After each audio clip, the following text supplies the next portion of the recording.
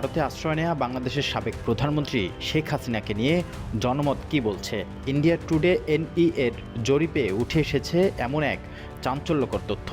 জরিপ বলছে ৫০.২% ভারতীয় শেখ হাসিনাকে ভারত থেকে বের করে দিতে চান। এর মধ্যে ২১.১% মনে করেন বর্তমান সরকারের সঙ্গে সম্পর্ক উন্নয়নের জন্য তাকে বাংলাদেশে ফেরত পাঠানো উচিত। অন্যদিকে জরিপে পাওয়া ২৯.১% চান শেখ হাসিনা অন্য কোনো দেশে চলে যাক। তবে প্রতিবেশী দেশটির উত্তর পূর্বাঞ্চলের ৫৫% ভারতীয় চান শেখ হাসিনাকে বাংলাদেশে ফেরত পাঠানো হোক।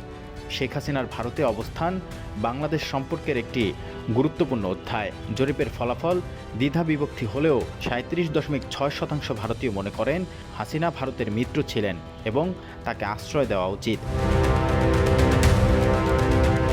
জুলাই গণঅভ্যুত্থানের মুখে ৫ আগস্ট বোন শেখ রেহানাকে নিয়ে ভারতে পালিয়ে যান শেখ হাসিনা। তারপর থেকে তিনি ভারতেই রয়েছেন। ওই সময়ের ঘটনায় হত্যা, গণহত্যা ও মানবতাবিরোধী অপরাধসহ বিভিন্ন অভিযোগে তার বিরুদ্ধে রয়েছে শতাধিক মামলা। ২০২৪ সালের ২৩ ডিসেম্বর বাংলাদেশ সরকার ভারতকে আনুষ্ঠানিক চিঠি দিয়ে হাসিনার প্রত্যাবর্তনের অনুরোধ জানায়, যার উত্তর এখনও মেলেনি। ভারত সরকারের সিদ্ধান্ত কী হবে, এই প্রশ্নের উত্তর ঘুরপাক খাচ্ছে সকলের মনে। ভারতে আশ্রয় নেওয়া শেখ হাসিনার ভবিষ্যৎ কী হবে? ভারত কি তাকে বাংলাদেশে ফেরত পাঠাবে নাকি আশ্রয় দেবে?